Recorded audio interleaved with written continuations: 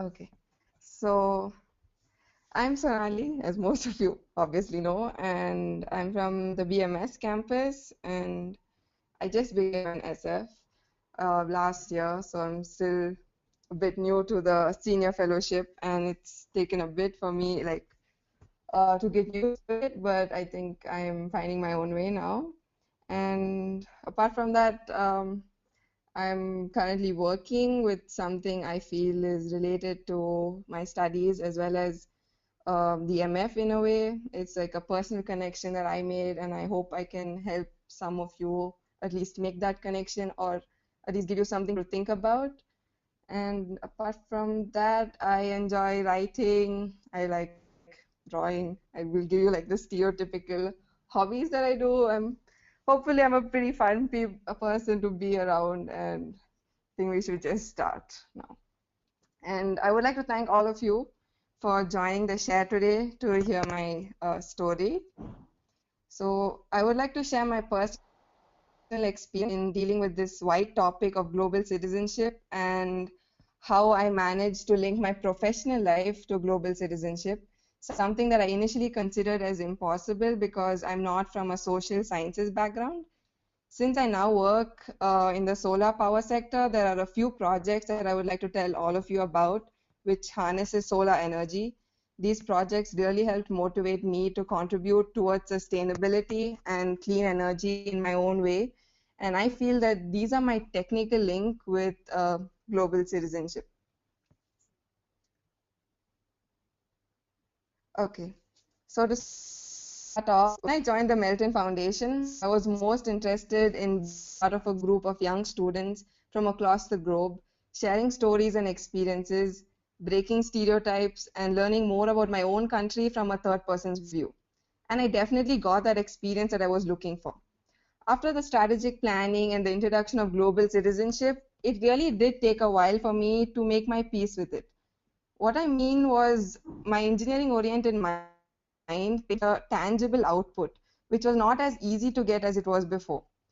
I was basically looking for a project to be handed to me and someone telling me how I can contribute to it. And I think naive me wanted to be spoon fed because it seemed too wide and at the same time too narrow a topic for me to relate to. So when I was graduating college, I faced an even bigger dilemma which I'm sure like at least some of you have faced or are facing right now. It seemed impossible for me to relate my life to the MF and GC once I was done with being a junior fellow. Being part of project teams was great, but I knew that once I started working, I would neither have the time nor the energy to contribute as much as I wanted to. To add to this, I was not able to directly connect my studies with global citizenship. I assumed that projects mostly deal with social sciences and not a technical field like mine, and now I realize that I was quite wrong. To tell you a bit about what I studied, it was industrial engineering and management, and I was pretty sure that I would get a job related to that or one in India's booming IT sector. From everything that I had studied, there was no way that I could model projects related to global citizenship using what I had learned or the technical skills I possessed. It was two non-intersecting spheres of interest. I loved industrial design, production planning, fluid mechanics, thermodynamics, and all my technical subjects on one hand. And on the other, I wanted to do something that would utilize at least something that the MF had taught me and to make a difference. And actually, I would really love to know if many of you face this dilemma or are facing it right now or faced it in the past and how you dealt with it. But that's something we can discuss maybe during the Q&A section or the discussion at the end. So just when I was like ready to give up about trying to incorporate global citizenship in my professional life, I came across a company that could be the answer to what I was looking for. I realized that till then, I was viewing global citizenship and my studies and my career as completely separate components. And I had this mental block that global citizenship was this complicated word with hard, tangible outputs where one has to directly affect many people. And and I had created my own mental wall against it, and this was where I was wrong. You can incorporate global citizenship almost anywhere and everywhere, and I believe that you just have to find your niche that matches your interest and passion and use that to make a difference. And yes, we hear the word passion a lot, and it may seem hard at first, but coming from me, keeping an open mind will expose you to several such wonderful opportunities. Now, concentrating more about those people who are interested in a technical field like engineering or physics, you can connect your passion to sustainability, to clean energy, to waste disposal, to agriculture, awareness creation, and the list is pretty much endless. And all these fields really do need passionate professionals working towards improvement. What motivated me to continue looking was some students in this department in my college called medical electronics who were doing a very interesting project where they were using technology to help several remote villages run a medical eye camp right where they were without the villagers having to travel days to get to a town to get their eyesight checked. And this travel for the villagers was ridiculous. It cost a lot of money and they couldn't do that. And by just having a remote eyesight checking clinic, which didn't really need many trained doctors, they could help a lot more people than asking the people living in the rural areas to come to the cities to get their eyes checked. And I realized that if they could find something that helped people, why couldn't I? So with renewed interest and some looking around and investigation, I got an opportunity to apply for a company that deals with electronics and electricity. Their tagline had me hooked in an instant. Power and productivity for a better world. Power and productivity was something I had studied, and for a better world was something along the lines of what I was looking to do. So lo and behold, there was my diamond in the rough. Just by broadening my personal understanding of global citizenship, I was more open and receptive to ways of incorporating it in my life. Now, coming to what I do, I work as an industrial engineer for ABB in one of their industries in Bangalore. The department I work for deals with solar energy, wind energy, electrical converters for locomotives, and large-scale industries. So you can see we do a variety of things, but I'm most passionate about solar energy because I have been fascinated by it for several years, and it's a truly wonderful experience to work in this field. Before I tell you more about what I do, I would like to talk a little bit more about solar energy and the potential it truly has. So you get a better understanding of why I find this connect and why I feel so passionate towards it. The sun has been a life source for our planet since it came into being. Many cultures, religions have worshipped the sun, being in awe of the power of the sun. The Egyptians, as you can see in that image, prayed to Ra, the sun god. The Hindu god Surya is a representative of the sun, and the Aztecs offered sacrifices to their sun lord.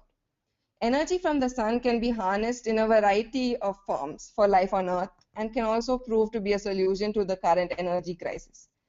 Countries that live close to the equator receive ample sunlight throughout the year and can utilize it for their energy needs. Now, when we consider the amount of sunlight that reaches the Earth, you can assume that 30% is reflected by the atmosphere, 20% is absorbed by it, and 50% reaches the Earth. I would like to give you a picture of how much solar energy we need and compare it to how much energy we actually use. So the entire planet receives 84 terawatts of power, and our current consumption is 12 terawatts. Even if you ignore the technical details and the large numbers, we just receive more than enough sunlight to take care of all our energy needs in theory. The practical aspect, though, still has a few hurdles that we have to overcome, like perhaps the uneven distribution in countries away from the equator, or the initial cost of implementation, and the efficiency that needs to improve. But I feel that we're still making a lot of headway into this technology already. Since I will be talking about solar panels, and that's what I work with, here's a basic 101 on that. I will try to keep it as simple as possible. So like you can see in the image, a photovoltaic cell is a cell that generates electricity directly from the sun, from sunlight. And they are made up of two semiconductor layers. One layer contains a positive charge and the other layer contains a negative charge, almost like an electrical sandwich. Sunlight consists of tiny particles of solar energy called photons. And as a PV cell, like this photovoltaic cell, is exposed to sunlight, many of the photons are reflected, they pass right through, or are absorbed. When enough photons are absorbed by the negative layer of the photovoltaic cell, electrons are freed from the negative semiconductor layer. And these freed electrons naturally migrate to the positive layer, creating a voltage difference. And hence, when the two layers are connected with an external load, I mean like a light bulb, the electrons flow through the circuit, creating electricity. I'm sorry if I overwhelmed you with that, but it's pretty simple. It's just like a electrical sandwich, and because there is some holes and some electrons, these holes have to be filled, and when the electrons move, you get current. Each individual solar energy cell produces only 1 to 2 watts of electricity. To increase the power output, these cells are combined in a weather-tight package, and these are called a solar module. This is primarily a PV cell is for producing electricity directly, but when we talk about solar panels for heating purposes, they consist of a dark medium that absorbs immense amount of heat, and this heat is transferred to either water or any liquid substance that you want to heat, and hence you make steam, and then you can run turbines to generate power. So that's sort of an indirect method apart from the PV cells. A good example would be like solar water heaters that many of us have at home, and this uses the direct heating capacity of sunlight. Now coming to why I find this so fascinating. You can have large solar power plants generating 100 megawatts that power cities and by electricity through the grid. And at the same time, you can also have small solar panels on houses in remote locations that actually provide the only light in the darkness. The company that I work for caters to these large power plants, and my department makes solar inverters. When you harness solar energy, it's in the form of direct current, but all our devices function on alternating current. So you have to change it from direct current to alternating current, and inverters make this conversion. Okay. I actually had sort of a question for all of you, but I think many of you already know that. If anybody wanted to guess how efficient a solar panel actually is, now that we've spoken about it, or if you've heard any stories, I think you can comment or say something. Anybody wants to take like a random guess? That's unfair, Vicky. You should let other people comment too. But yeah, he's absolutely right.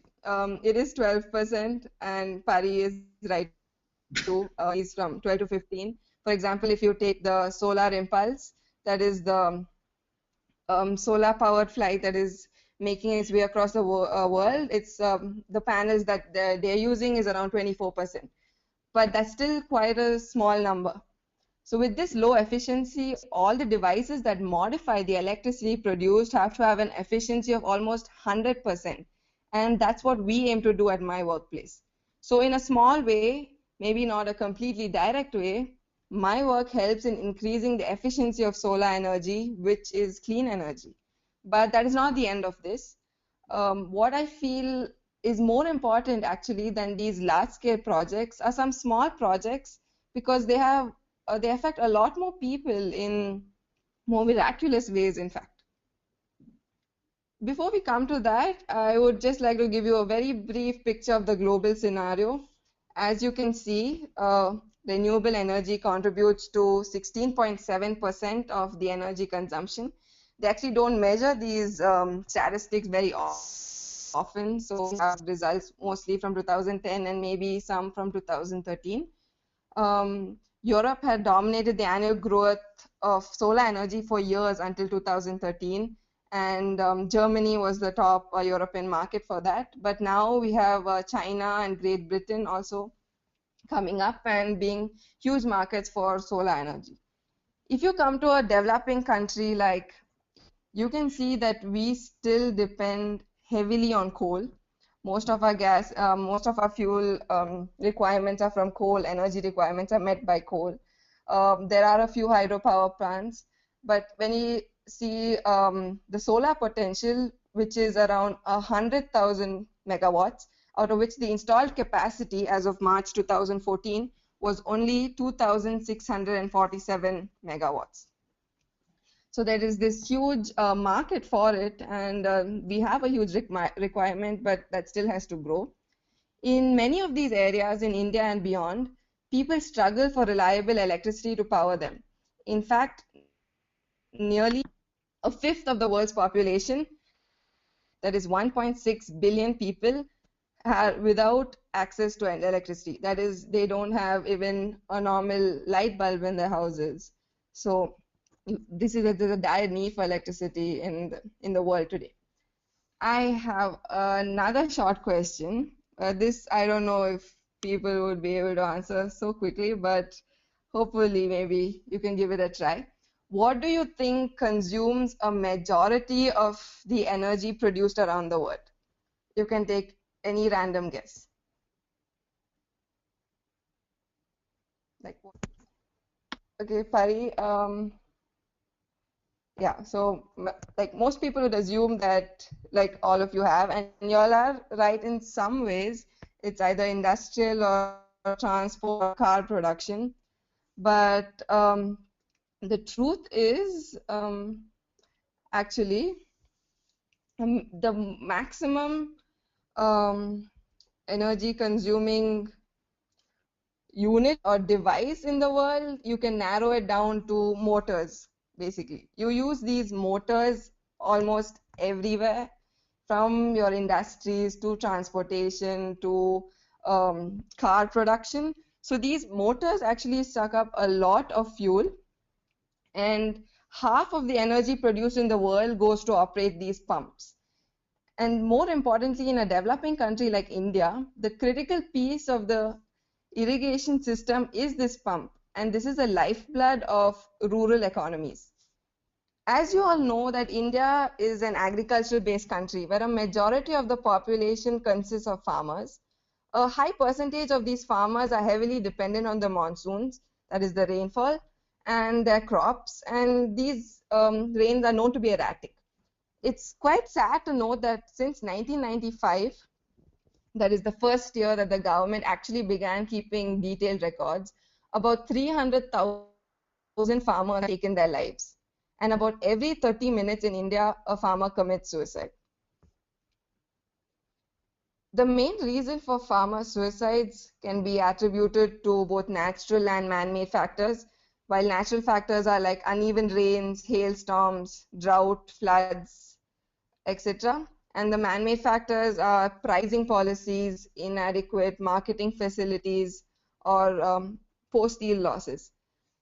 Just to explain a little bit more about this scenario and why I feel it's so important that solar energy is actually creating a difference in their lives, when their batch of crops fail, they are forced to borrow money, that is the farmers are forced to borrow money from money lenders at very high rates in hope that the next season will be better and they can pay them back.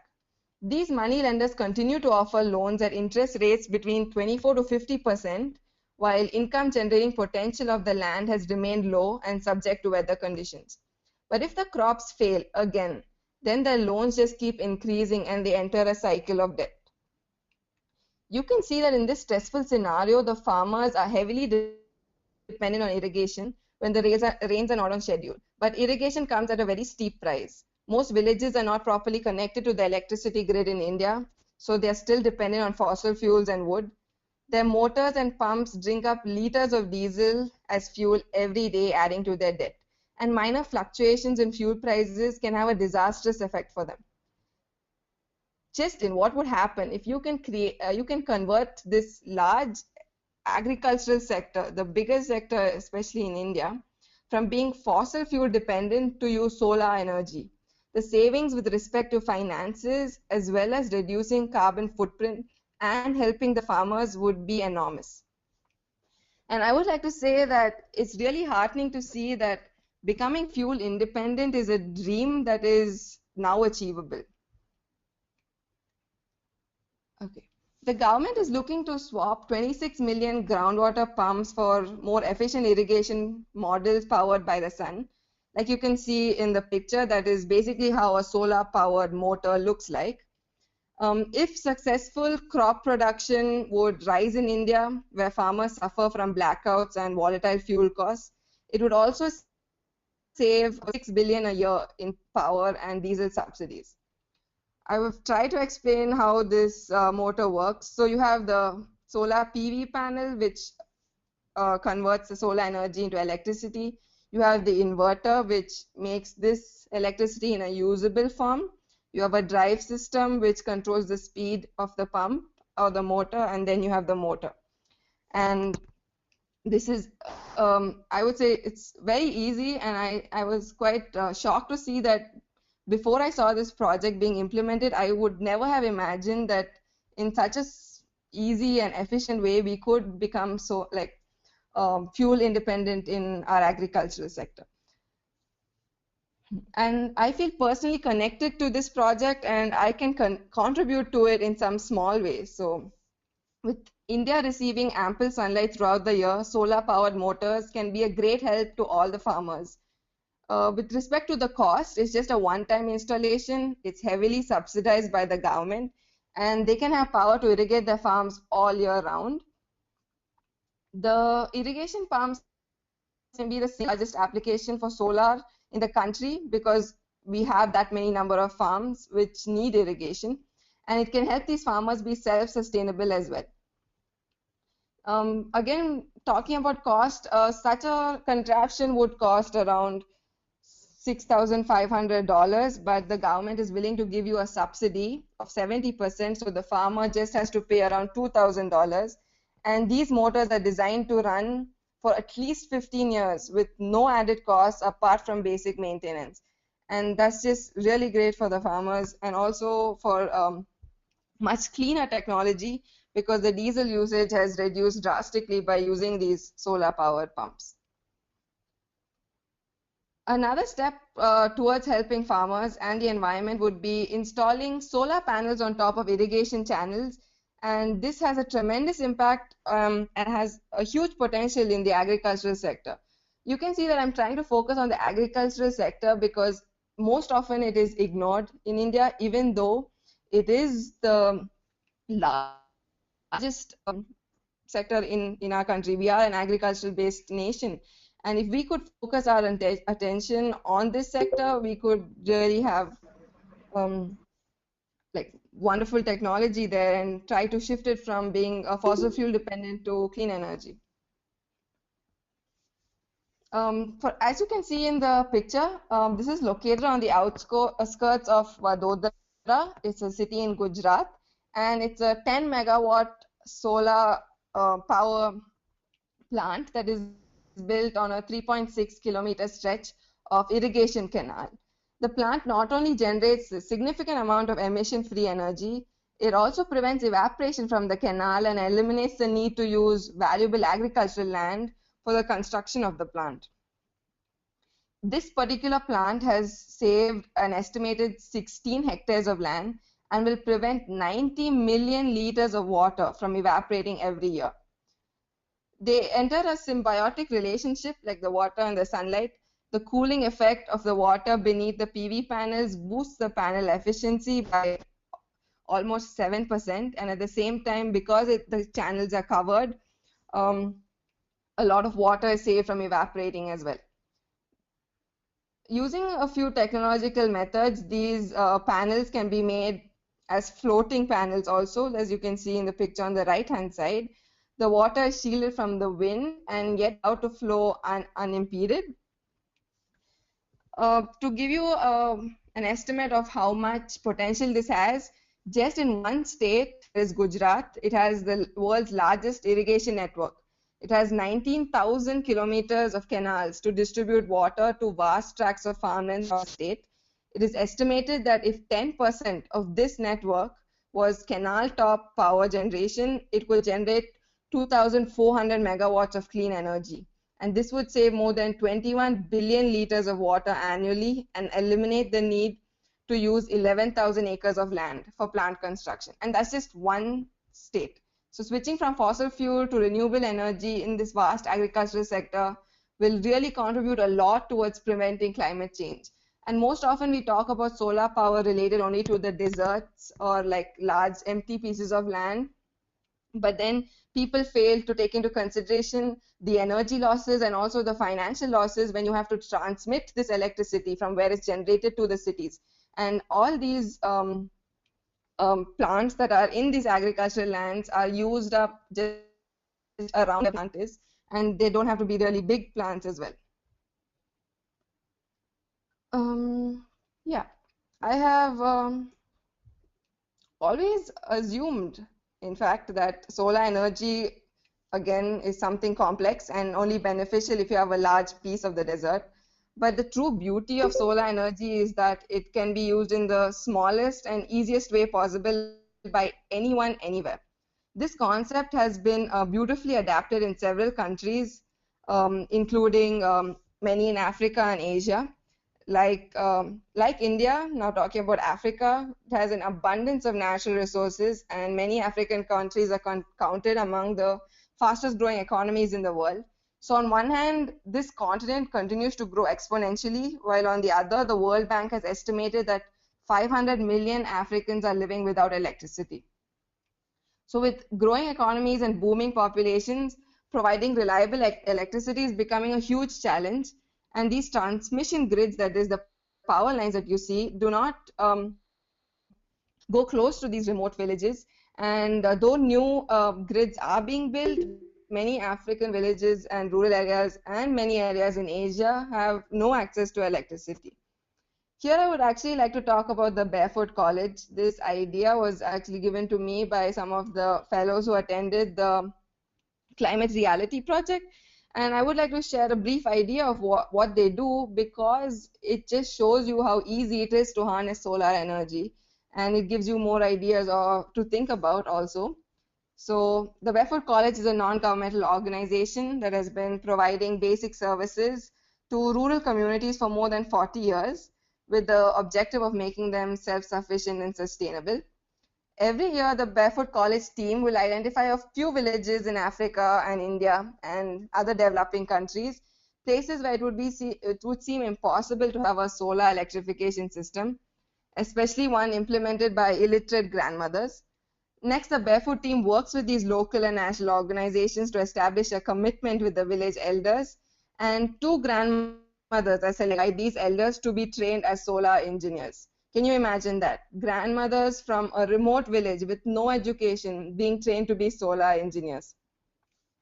And the reason why they choose these middle-aged women is because these women have strong roots in the village. They influence daily life and play a major role in its development rather than migrating to neighboring cities soon after training, like some of the younger community members might.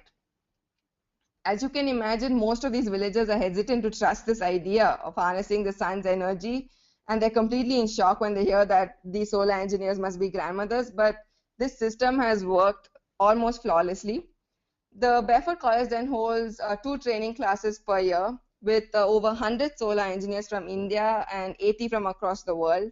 And during the 6 months of training in a campus in Tilonia, these women experience an amazing personal transformation as they prepare to install, repair, and maintain solar lighting units for a period of 5 years. And it's a really empowering process for these women because they realize the ability to learn these complex concepts, and it raises their self-confidence and also fuels their potential to be valuable sources of positive change in their villages. When they come back to their villages, they go about electrifying each house and bring renewed hope and inspiration. And in return for their services, they also actually get a monthly salary. So it's quite a good deal for them. So you can see that in the images, it's basically the solar workshop, and then some of the solar cookers that are using the heat from the sun primarily, and some solar panels that are being installed by these women on their own houses. And you can just get a brief idea of how empowering this must be to them. Since 2008, the grandmothers have managed to provide electricity to more than 40,000 households and bring light to more than 450,000 individuals in 1,015 villages. So I find this even more spectacular than providing electricity for a city, because before these grandmothers did anything about it, the villages did not even have a single light source. These communities have seized the opportunity to find this electricity for like public facilities, for schools, hospitals, community centers, and more importantly, they have managed to reduce their carbon dioxide emissions and the slow negative impacts of deforestation and decreased air pollution from burning firewood and kerosene. Most of the villages that participate are remote and rural towns that have no prospect of being connected to the power grid, and these socio-economic impacts are really considerable. Some of the beneficiaries in Ghana have been able to register saving percent in solar energy expenditures over kerosene, and this has resulted in time saving, in saving of wood, and they can devote their time to more productive activities now that they have light in the darkness. Solar lighting has enabled the extension and improvement of the continuity of economic activities after dark, especially for most of these men and women who are able to now expand their income generating activities into the night. You can imagine in like areas that are close to deserts or like which have a very long summer. In fact, the entire year might just be a very hot period, that it is impossible for them to work out in the sun during noontime. So if they can move their timings to with just by having simple light facilities into the night, it could help them a great deal. These communities are also running schools after the dark. They now have access to radio and television, that is they're able to have some sort of information flow just because they have a single panel on each house and they're easy to maintain. So this is having a very long-term impact on children's education. These students can study after the dark. They are able to have like solar energy kits in school buildings, and several communities have also implemented adult literacy programs along with community television. So you can see like solar energy being used directly to help people at the ground level here. And that was developing countries. And when we talk about developed countries or in cities, it can make a huge difference too. Houses can contribute towards self-sustainability by installing panels on their roofs. Solar water heaters work wonders in providing hot water all day long. And the latest technology, as you can see in the picture on the left, are called solar shingles. These are like roof tiles that are paving a path for all houses to start generating their own power.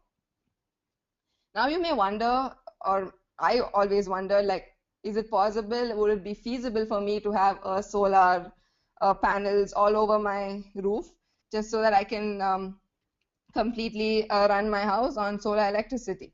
To give you an idea on how much energy we need or electricity we need in our households, the annual electricity consumption for a US residential utility consumer was an average of 909 kilowatt hours per month, and in a country like India, it's generally around 400 kilowatt hours.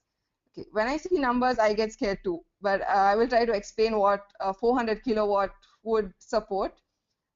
As you all know, electricity consumption varies from summer to winter.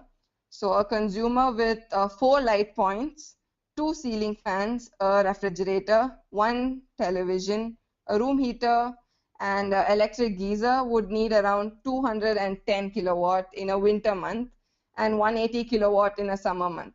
So obviously you have more rooms in your house, the more electricity do you need. But on an average in India, in a city like Mumbai, for example, a household with an air conditioner would use around 400 kilowatt a month optimally. And and a 5.47 kilowatt system. So you install some roof panels and you are able to generate at least 5.47 kilowatts of energy.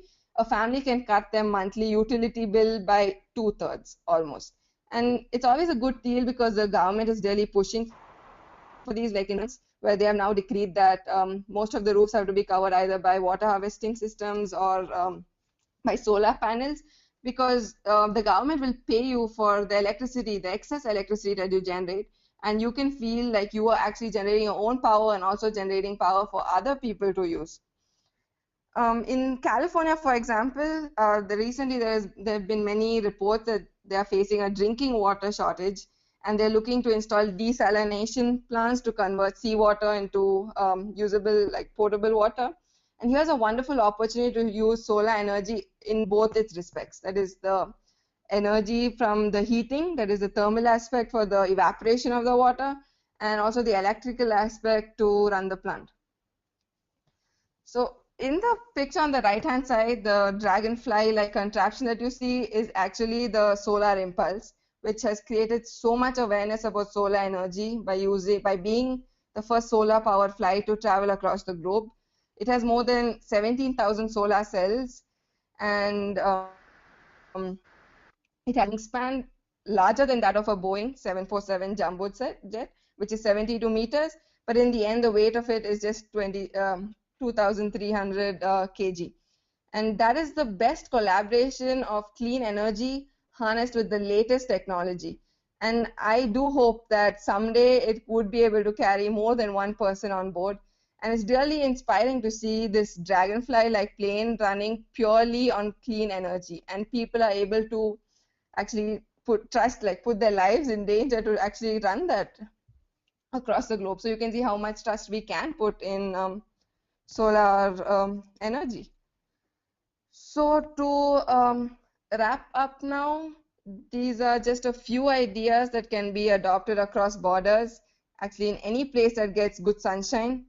The beauty of them is that with a little help, anyone can start these small yet wonderful ways of harnessing sunlight and adapt them with little resources and time. Even now, coming to what I feel about this, like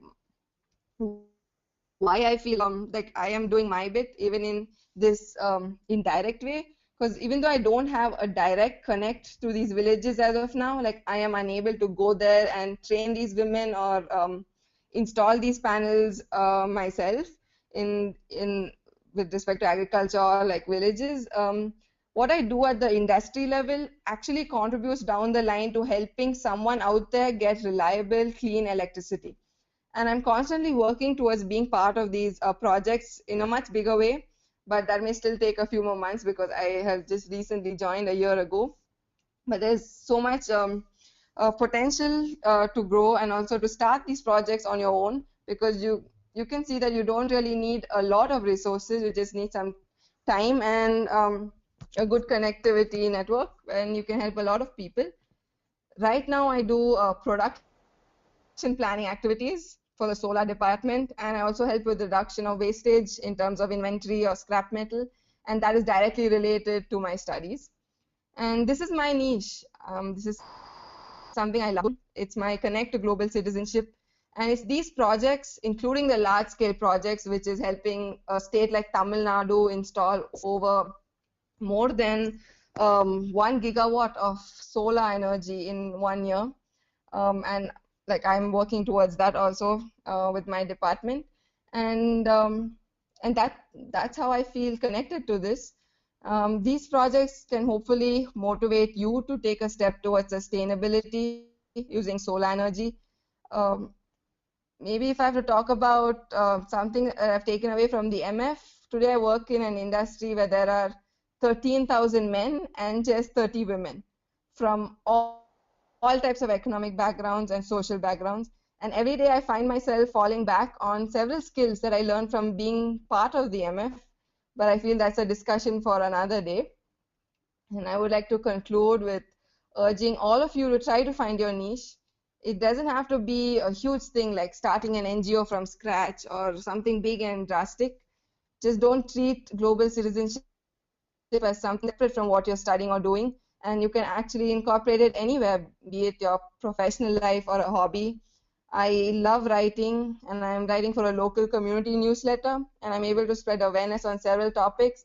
And just like that, even a hobby can be linked to global citizenship. So just hopefully find your connect and make a difference in your own small way, one step at a time.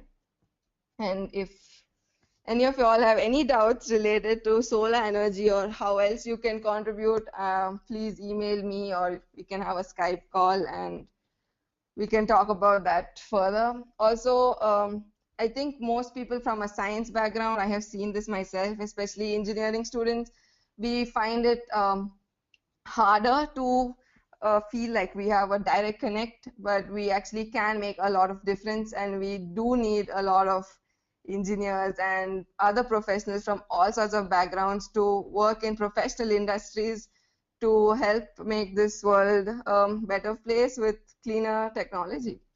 So that's about it.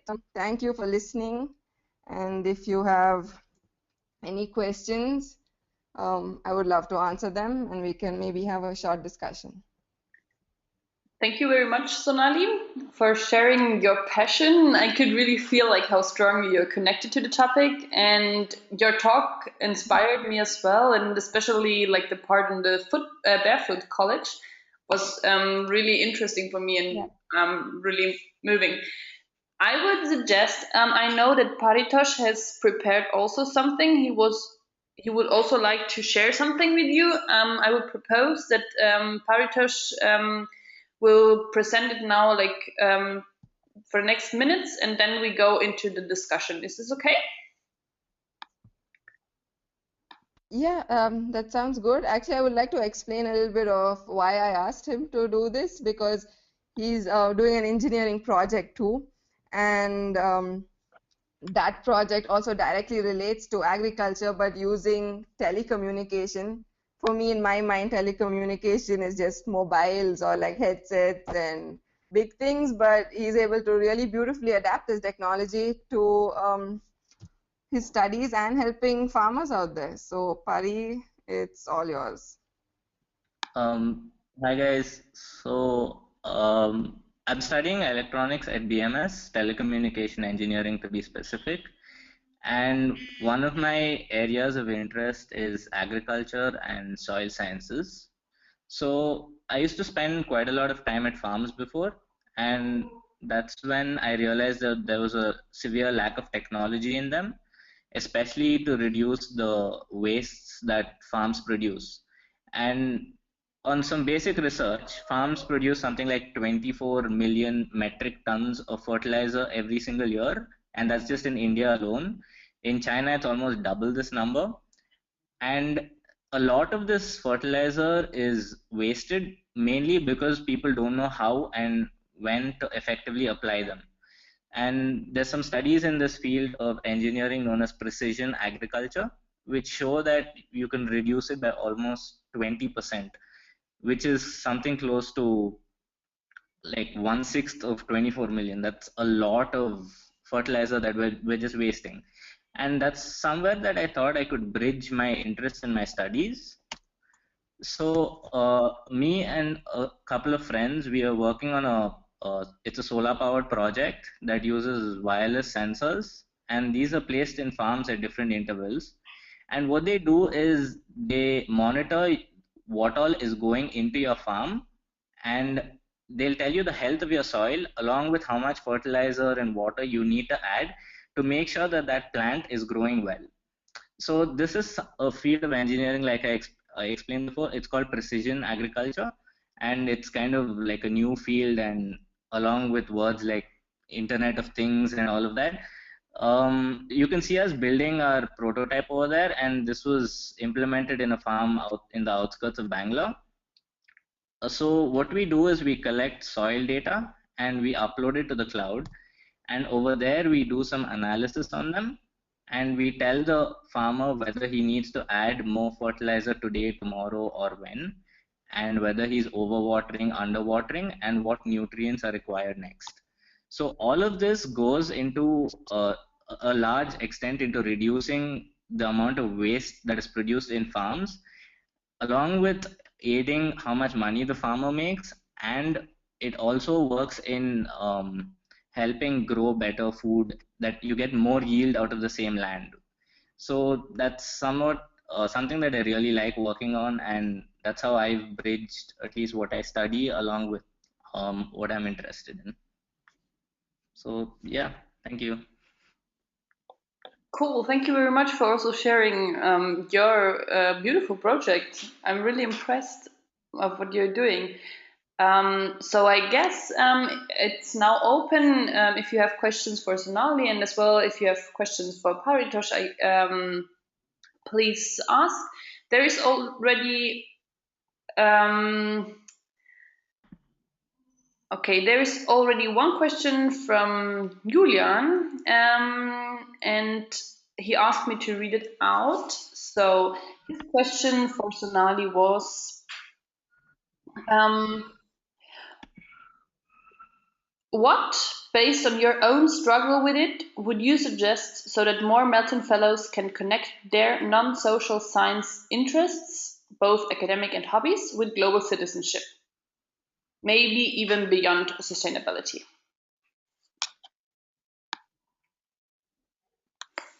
I think what I learned, what was really helpful for me was seeing someone else doing something that is helping people in different methods. Like how I said, like I was motivated by the medical electronics team, and I had to personally start thinking and make like a, what do you say, like a fishbone analysis. It's a technical term. It's like a cause and effect thing, and similar to that, what I want to do, how I want to do it, and I think just broadening your mind. For me, the hardest step was the mental block that I realized I had created myself. No one had told me you can't do anything, but constantly I was telling myself, okay, this is too tough. I can't have a direct effect. I'm not going to help anybody.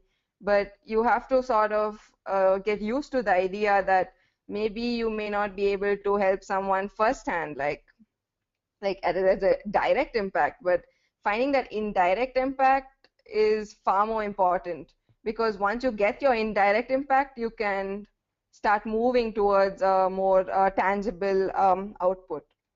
So for me personally, I think it's from learning from example, or just being open yourself to new ideas and new ways of connecting what you know and what you want to do. And brainstorming, I guess. Yeah.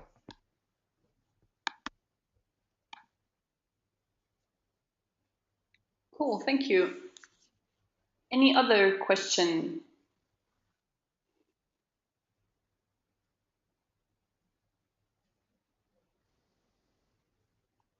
Remember, you can either type or you can just unmute yourself and just speak out loud. Yeah.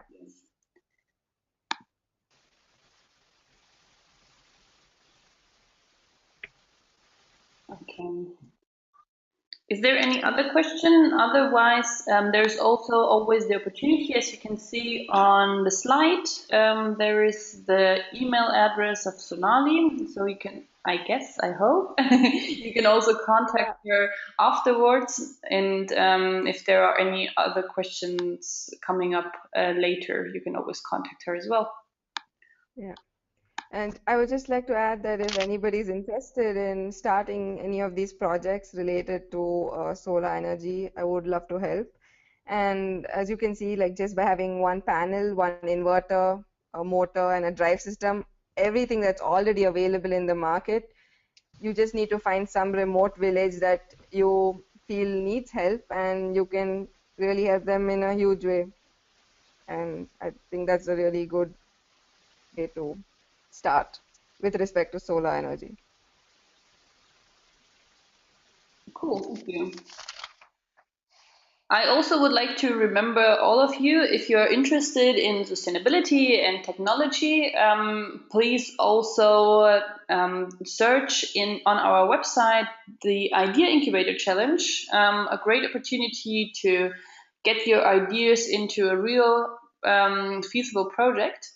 So also you can have a look at those things, and maybe you come up with a cool idea of using solar panels and solar energy for a new project. Wonderful. So if there are no further questions, I would like to thank Sonali and also Paritosh and all of you who have participated in this session. And I'm looking forward for the next session. And yeah, have a nice day and see you soon. Thank you, Yuli, and thank you everybody for joining.